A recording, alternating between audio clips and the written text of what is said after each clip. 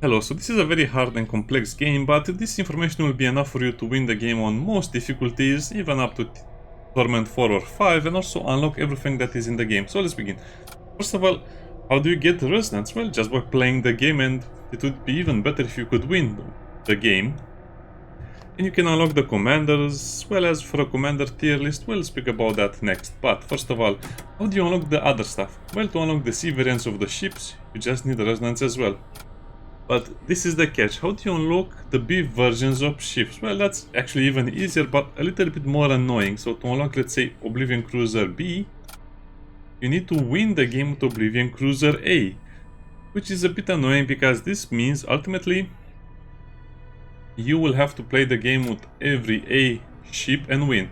So I recommend you play on the easiest difficulty, unlock all of the B tier ships, and that will also give you enough resonance to unlock some of the C ships and also the commanders you like to play. So basically you will probably need to play the game for about 15 hours to do this, and that means you need to play the game very fast on the easiest difficulty, which will also give you a lot of information about the game itself. So this is tip number 1. Tip number 2, commanders. Let's speak about the commanders a little bit. Look at the equipment slots to make the best decision, and also what some of their abilities are. Also, you have to use a ship that works well with the commander. So let's start with the first page, Exile, Witch, Mutant, Cybernetic. So which one is the best one over here? Again, it depends on what you can do, but I recommend the Cybernetic because the Cybernetic is basically an improved commander, but this guy doesn't have the teleporter. He has other stats that are very useful, like suffocation resistance, poison resistance, repair speed. And from now on you can just build the characters the way you like. I'll just make a big point that it's important for units to have armor, because if they don't have armor, they cannot get 100% resistant to suffocation. And that's going to be a big deal breaker because your commanders are supposed to fight on demon ships, and the demon ships are actually the harder ones to fight. So this guy has 2 slots over here. Don't get fooled by that. Utility can mean either a consumable or a very powerful item. There are a lot of items that reduce enemy damage. So if you put an item that reduces enemy damage on the commander, he has a good armor, gives him bonus HP and a good weapon. That means you'll almost be unkillable, and this is how you will win most of the games through boarding actions. This page is where the commanders get a little more sophisticated and complex, like this one. Instantly summon free rot spawn in the target room. So as you can imagine, this guy is immune to poison, but he moves very slow, and he really means it, very slow. So if you teleport him into an enemy ship, you might as well just use a lot of gas. You can use weapons that cause gas, even missiles that cause gas on the enemy ship. Or poisoned enemy ship, to be more precisely. So this is going to be very specialized. And also the paladin over here, as you can see, he's quite good as well. Immunity to debilitating effects for 15 seconds can be very good, plus the damage and the speed and the other stuff can be very good. Priestess, as you can see, she's more like an utility because she can stun enemy hostile crew for 4 seconds and she has a few slots, but she's very fragile. The Archmage, I think, is one of those characters that is overpowered because he can have Psycher powers, he has a lot of health and a lot of damage. So yeah, this will be a great border because he can also heal or do some other stuff like summon units while on the enemy ship. And well, the problem is again suffocation, so that's why I don't really like commanders that cannot get a lot of suffocation resistance. Over here is just even more specialized stuff, but harder to play. One very important note, as you can see, the Cyberfuse cannot move, but he can teleport. Which means you can give him... this guy is kind of like the best commander you have when it comes to pure combat. Just put him in a room and no one will be able to do anything to him, because he can have all of the cool stuff equipped on him, and plus the damage and the health are also a big bonus.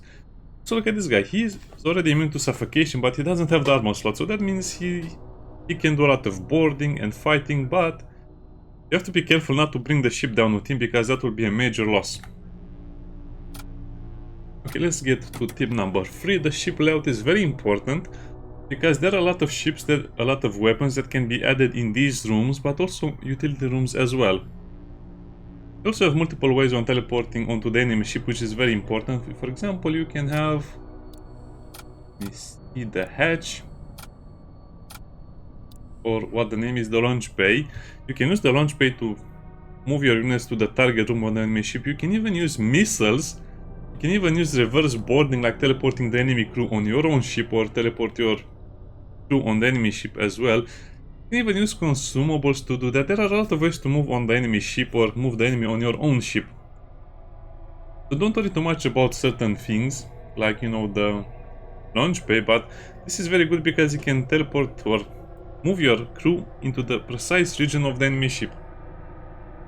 And you might be thinking, well, what's the difference between a small or a big ship? Well, the difference is kind of annoying, but kind of important as well. So let's say over here, it has 4 tile rooms. Only one unit can occupy a single tile. So that means, let's say, this room over here, the control room, or the command throne as it's called. That means only one unit can be in that room, but one friendly unit and one enemy unit. So you can have an enemy and a friend unit over here, but here you can have 4 of your units and 4 enemy units. Which means if you're fighting, let's say, 2 enemies in this room and you have 4 people over here, it will be much easier to win. This is also true for the enemy ships. If you have 2 units, you should probably just send them in a room that has 2 tiles only and let the enemy come to you. Especially because if you're attacking the weapon room that has 2 tiles, if you put your 2 units over there, the enemy will just have to enter the room at the max of 2 enemy units. Which is great because that basically means you'll only fight a fair fight all the time. So try to take advantage of the ship layout and also see where a system is. A system can be anything that has a name. So you'll have weapons that deal more damage to system rooms, weapons that deal more damage if you're near a system room, and so on. So if you want to have, let's say, a smaller ship, that means you'll not be able to fit everything on it, because you can have med bays, and if you have a med bay of 4 size, that means you can heal 4 units at the same time. If the med bay is only 2 size, you can only heal 2 units at a time. And the med bay has limited uses as well, so try to think a little bit about this when you're attacking or defending, or this is kind of how you decide your battles. And in this game, the rooms and the locked doors are super important because of stuff like this. Let's go to tip number 4. Ship weapons are vastly different in terms of power and utility. The missiles as well. Try to get weapons that fire at the same time to destroy the enemy shields. And also, the systems will change the way the game is played. For example, fire is a lot less dangerous if you have this system over here. And let's start with the first ship. So as you can see, you have storm cannons, which this one fires every 12 seconds, this one fires every 10 seconds. So that means you cannot put the guns on auto fire because this one will be delayed. So what you have to do is put this on auto fire and then fire this at the same time. You need to change your targets a lot in this game because you need to target shields, weapon rooms, and some other stuff as well. And even destroy their oxygen supplies and some other stuff. And over here, as you can see, it gets even more complicated because this has a charge time of 19 seconds, but it fires 3 times. So 10 seconds, 1 shot. So sometimes it might even be better if you have, let's say, something that disables the enemy shields, and then you have 3 weapons that fire at the same time every 10 seconds. While this one, it fires much slower, but it fires 3 shots with a medium chance of fire. We'll speak about lances in a different tip. Let me see some more weapons. Oh, look at this as well. So it fires once every 12 seconds, does 1 whole damage, but it also creates a toxic gas. And you know, you're thinking, well, this is a very bad weapon. Why would I choose this one? Well, corpse effigy. Enemies repair stuff at half the speed, which means if you disable their weapons or their shields, there's gas in the room, they repair super slowly, and that means these things are actually going to be much better than fast firing equipment. Because you can fill a room, the shield room and the weapon room with gases, which means they'll never be able to repair them and you can just keep firing at them. Let me see some of the more advanced weapons like the penetrator. As you can see, this does 2 hull damage per shot. This is 1 shield, which I think it means it does only 1 hull damage if you hit, but it requires 2 power. So, a lot of weapon types and you have to experiment with all of them, sadly. Storm Cannon tier 2, 2 power, 3 shots, 16 reload, small chance of fire, inflicts minor damage on crew, and you can even get weapons. Let me see the thunder cannon is also kind of fun. Does more damage, more hull damage per shot, small chance of fire, small chance of hull breach, which is also important because they have to repair that very fast, otherwise they lose the oxygen in the room. Let me see if I can find some of the radium weapons.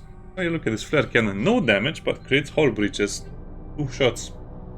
So that means you can only have 1 breach per 1 tile, so that means if you hit a room with 4 tiles, can potentially create 4 breaches, which will be much harder to repair, which means they'll lose oxygen faster, which means they lose health faster. So it all ties up together.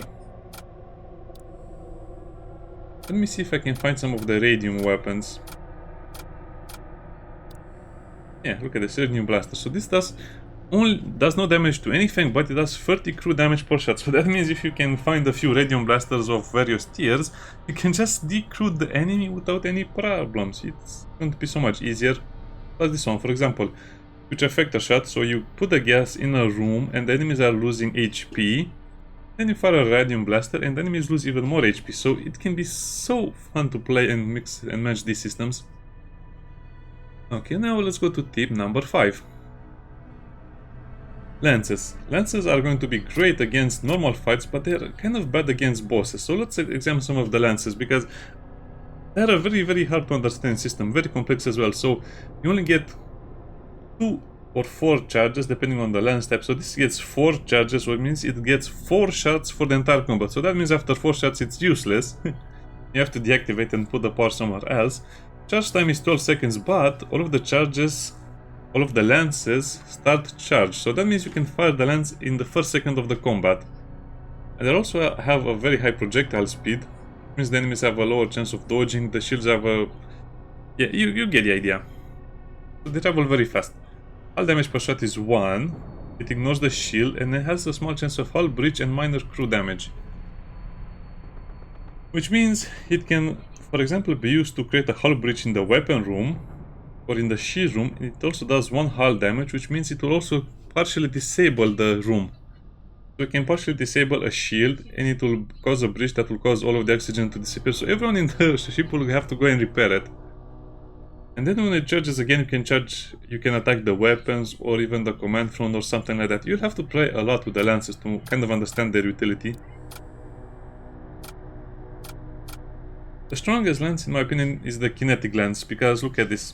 You only have 2 charges per jump, but it creates a hull breach, minor crew damage, and also slows the crew in the target room from 6 seconds, and it can create multiple breaches in the target room. So, for example, if I attack a room that has 4 tiles and is a weapon room, I might create 2 breaches. And if there's someone in the room, they'll be slowed for 6 seconds, which means by the time they're actually fixing and repairing stuff, I might target something else, I might do some other stuff, and this is where the fun part begins. See, the system over here can also damage the doors, so that means if you create a breach and you destroy the door, it means it will suck out all of the oxygen from the surrounding rooms as well. Which you might think, well, that's kind of interesting. Yes, because you can basically destroy the oxygen from half of the ship. Like, look at this example. If you destroy all 4 doors, what will happen? And then if you shoot again, you'll also destroy the oxygen again. So some ships are super strong based on their combos. Let's look at another lance. Displacement emitter teleports all crew in the target room to opposing ships. So that means I can teleport 4 of my soldiers to the enemy ships, or I could simply teleport their commander or their psychers on my ship and just kill them very fast. The warp lance is also super strong one, because it deals hull damage, 1 hull damage. So that means if I fire this in the weapon room, I'll deal damage to it and it will create a subspace breach, which means demons will start coming out of the breach and they'll be allies with you. Which means, for example, there are a few types of demons. There are the weaker ones, the zombies, the ghouls, the rot spawns, but you can also have a greater corpulent, which has 25 health, gas, and some other stuff. You can even summon the hounds, which can be harder to kill. So yeah, demons. And this is how you can play around with the enemy ships a lot of times. And this will also make fighting so much faster, because if you disable their weapons in the first second of the fight, the rest will go much easier. But like I said, lances are kind of useless, are actually useless in the end game fight with the final boss, because they run out of charges super fast and then they're just sitting and you're looking at them. So for the longer fights, they're very bad if you cannot win fast. So they're also especially weak against demon ships, because, well, the demons ship don't have oxygen, they can repair anything, they don't really have a lot of crew to kill. So yeah, lances can be a tricky weapon to use, but they'll get you through 90% of the game intact, almost. Let's go to tip number 6, which is Psycher powers. Now the Psycher powers can be split into 3 types of Psychers: utility, damage, and summons. Let's go over here. This is actually a pretty good example. So this will summon 3 rot spawns. Again, Psychers will have a cooldown. Said it doesn't, well, not a cooldown, a channeling time. I think they should show the channeling time as well for this stuff. Something might be triggered in 1 second, something might be triggered in 10 seconds, so careful of the channel time, because it can be very long in some cases. So this summons 3 rot spawn in the target room, which when they die they create poison gas, which is great. This casts a projectile that applies -3 DPS to hostile crew in target room. It doesn't say how much it lasts, but it lasts for quite a bit. Which means if you summon, let's say, 3 rot spawns, that means you probably need to target a big room, because if you target a smaller room, you'll have 2 over here and 1 here or 1 here. So they'll actually split. So summon all 3 of them in a single room, wait for all of the enemy to arrive in the room, then cast this over here, which means most of the enemies will not deal any more damage and they'll get killed by the rot spawn or the gases they release. So with these 2 mages you do so much damage. And then you can summon 2 ghouls in the room as well. But the idea is if you summon the rot spawns there, drain strength, and then you summon the 2 ghouls when some of the rot spawns start to die. That will be a great effect. Also you can have direct damage, which is kind of a more interesting build because the project will never miss, will bypass the shield, and it's harder to counter. So they need to use a separate psychic shield or a psycher shield, which is another ability. But for example, I target the weapon room with a bolt. I deal 1 damage, I deal another 1 damage, so 2 damage was dealt, the system is disabled. And you can even have spells. You can even have spells that deals 3 points of damage, so they will have 3 bolts, but those are of a much longer channel time.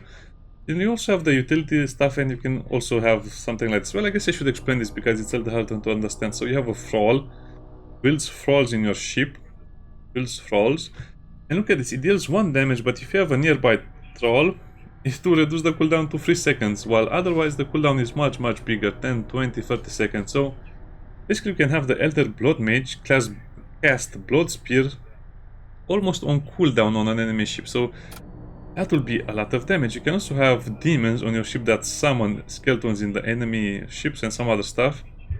And X-Priest is also worth mentioning because the Psycher power means a system will not be able to be repaired for 20 seconds. So for example, if you hit the weapon room with a kinetic lance and it creates breaches and you destroy the door and all of the oxygen is sucked out, and then you use this guy to use his skill, that means for 20 seconds this room will not be able to repair the breach, all of the oxygen will go out. This is a very fun ship, what am I saying? Very fun ship to play. I'm excited over the game, I like the game so much. So this basically means you will be able for 20 seconds to destroy a whole section of the ship and the enemy cannot do anything about it, unless it's a demon ship. If it's a demon ship it will have no problem with this.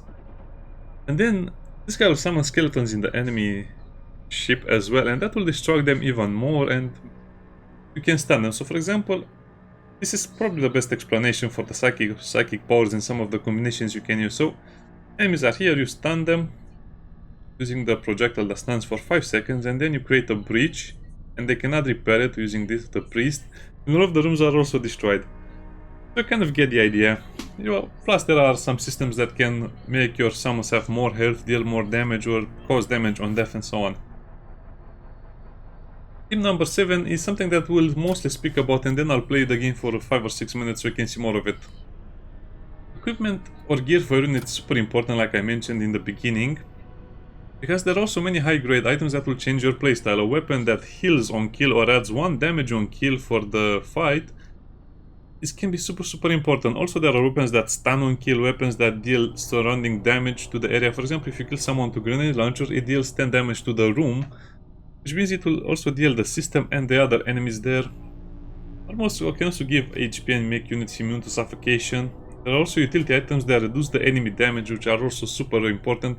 And that's why the ship weapons and loadouts and missiles and everything is important, but also the way your commander fights, because sometimes you need to fight demon ships and those are the hardest one.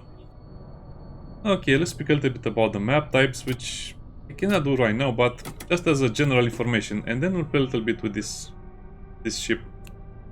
Map types, you have to choose a sector you can fight in. Well, actually let's start the game because it's easier to explain. We'll play on Torment 5. The map types. So as you can see, this is the first map you can see. Sadly, I cannot show you the rest of the map sectors, but it's very important that you have the shops at a certain distance from you. You can also just restart.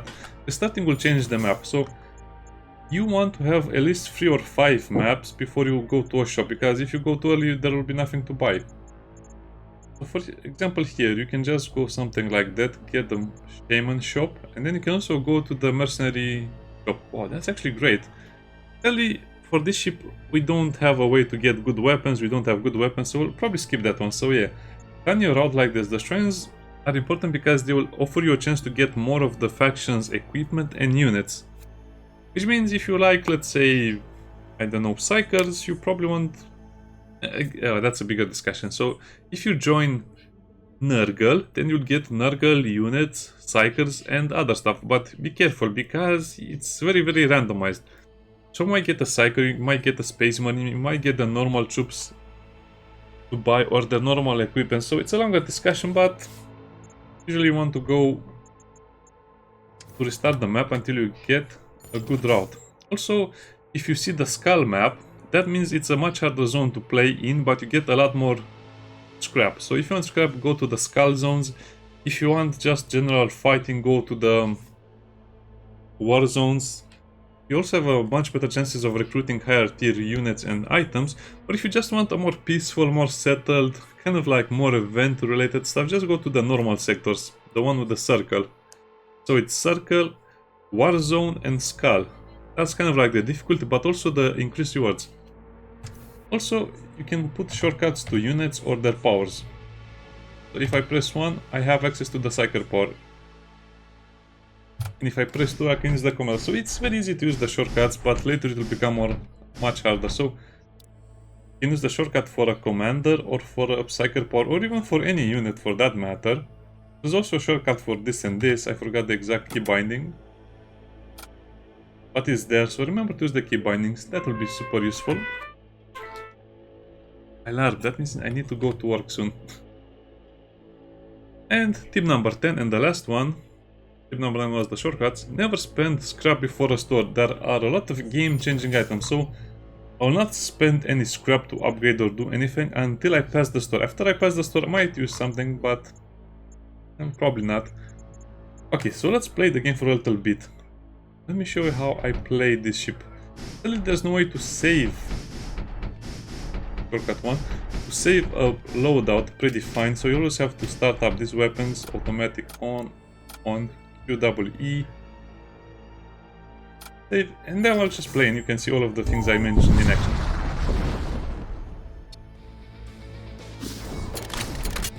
And we'll always make them fight in the weapon because it's going to be 2 versus 2 and you rarely get a chance to see enemies that can beat a Death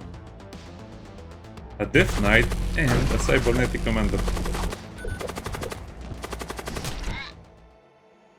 Fast. You call the crew.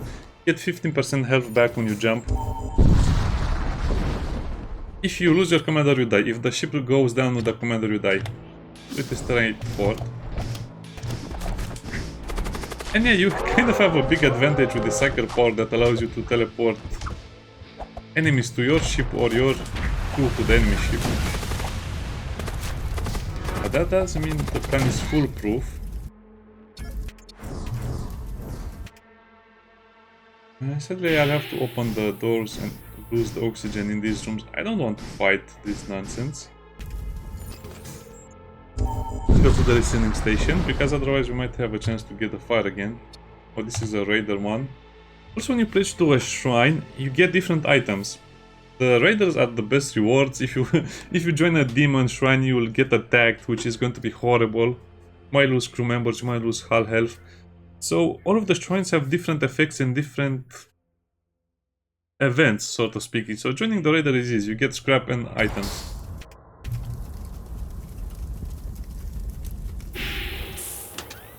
And now our commander will get even stronger. But since the commander has 3 damage... Yeah, let's put... You can also change the order. I guess I should have shown you that, the order of the units. And at some point you'll have to drag down using the scroll wheel, but you can also just change them from the bottom one to the upper one. Slightly damage nearby enemy, so that means you'll deal damage or AoE damage. I kind of miss lock all rooms. Do we have a command to lock all doors, for example? I don't think we have. Nah. I remember FTL having such a command. Usually you don't go to a shop if you have less than 100, but you can also sell some items. Say hello, then see what you can buy. Now, because we are with the Raider clan, we might get Raider related stuff or just random stuff. The first universe is a bit meh and a bit all over the place anyway. I don't need a Noxious Blast, so it doesn't matter how much they cost. This one is actually much weaker unless you have the system for the other stuff. But I might take the Aberrant because it's strong, but I'll actually not take anything.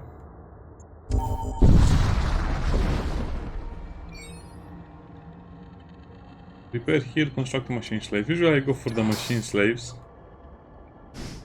They'll go for the shields because it doesn't matter what my weapons do. I need someone who's good at the shields.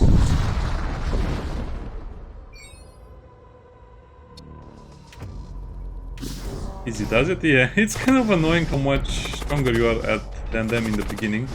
I always fight in the weapon room because I want to disable the weapons. Look at the weapons they have. Oh wow, that's a bad. Why do they have something like that? I think they summoned something, or they were trying to summon something.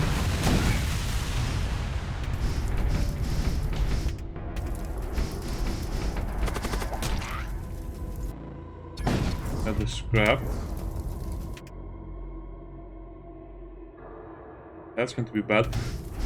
Also, these guys are very good at putting out fires, otherwise you'll have a lot of problems with the fire. So there can only be one gas in the room, either it's fire or poison gas. So, let's get out of there.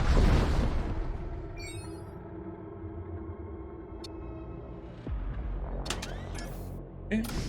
Now, this is where you see more clear. Since we are friends with the raiders, we get raider units. They're not so fun to watch, right? Right. Door breaks with 1000% for the infiltrator, but he doesn't have a weapon slot. Summon skeletons, summon fleshlings. Summon hound nearby. Nearby means it will summon the hound on our ship or on the enemy ship if they teleport to that. So it's actually a lot of good stuff. Enemy damage cannot exceed 2. So imagine if you have the chrono field on your commander. Also that adds 1 DPS. Plus the chaos armor. Yeah, normally you want to fish for units, but this is also going to be good. I guess I will buy them so I can show you more of the stuff. So the commander will get much stronger now. Psychic powers cannot be unlearned. Once you use them, that's it, they're gone. If you try to take them out, it will destroy it. You cannot give it to someone else.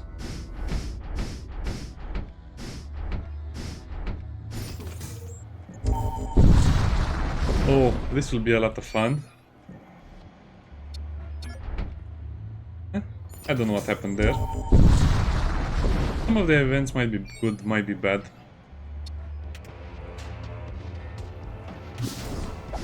Teleport them over there, bring them over there, and then summon 2 skeletons. Yeah, sadly sometimes it takes a long time for you to go through the doors.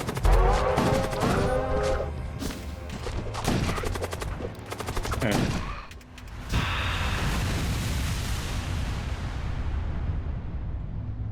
Nah, I don't think I want a husk. I think we missed the fire. No, we got the fire. Okay, so what is the deal over here? Like I mentioned, this is easy, this is hard, this is very hard. This is for events and probably a chance to get good items. This is a lot of fighting with a chance to get a little better items, but it also depends on how much you know about the game. And the skull zones, the exclusion zones, will give you a lot of scrap. They're much longer than the ones, so this is short, medium and long. And sometimes you can even get 400, 300 scrap per zone, per exclusion zone. This is much weaker of course, but you'll have also less shops and less repair points, so it's a bigger risk. So what I recommend you do is, for example, desolate Probably I'll go with the Techno Cold. Then over here, and then over here, and then over here. Something like this. Will probably be the best route, but if you're not comfortable with the game, you might as well go to the Desolate One Warzone and just choose the easier ones, because you might just want to finish the game. If you're playing on a harder difficulty, you might need more money, more scrap, or more resources in general. Depends on what you're doing. If you're playing on the easiest difficulty and just trying to finish the game so you get the B version of a ship, choose the shorter route and don't fight so much. If you're trying to beat the game on a hard difficulty, this would be the one I choose. Desolate sectors can have anything in them, but again, I don't really like the chances. Usually a husk can put out the fire in a small or medium room, but this is already on fire fully.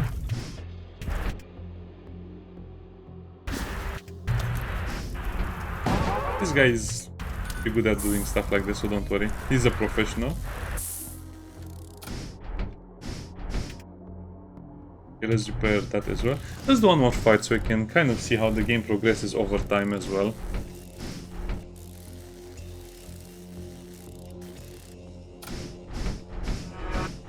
I don't even have to wait for this to be ready. Oh yeah, this is a much more annoying one. Wow, this is actually the best scenario. You can access the shaman and the mercenary broker at the same time.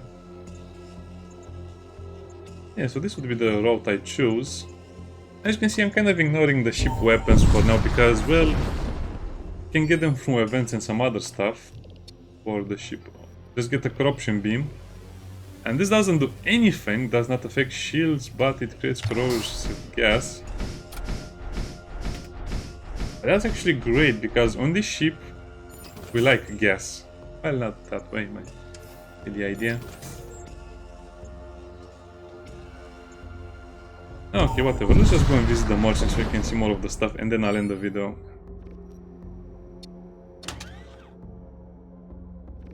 Warning, yeah. Look at that side. Standard issue sidearm.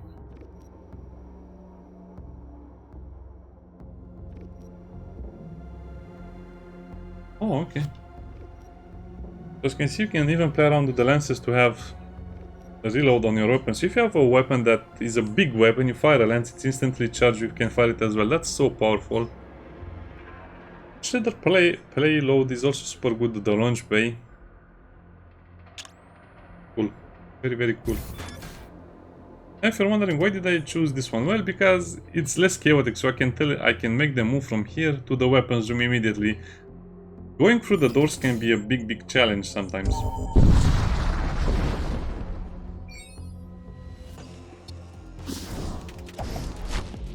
The demon ship, oh, that's bad. They'll lose a lot of health, but since they have quite a bit of health, it should be okay. And the demon ship will start putting demons on. Oh, that's bad. The demon ship can start send demons on our ship. This is a lesser demon ship, by the way. If the heart is bigger, it's a greater demon ship, I guess. 20 evasion. Yeah, it's also much harder to damage the engine or the heart. This is the best case scenario anyway. I can also just sell some of the weapons, but that's a risky thing to do, Cathedral World. That's kind of powerful but annoying.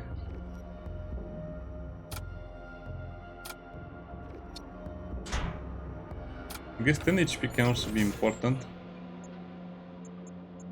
I'll not go to the shaman because I don't have any money. And you kind of get the idea. It's a bigger fight.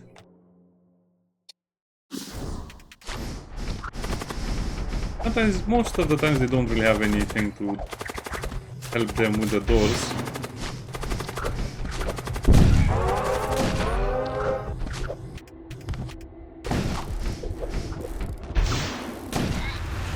Okay, recall the two.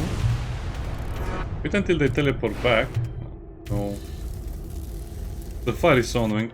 Anyway, see you next time. Bye bye.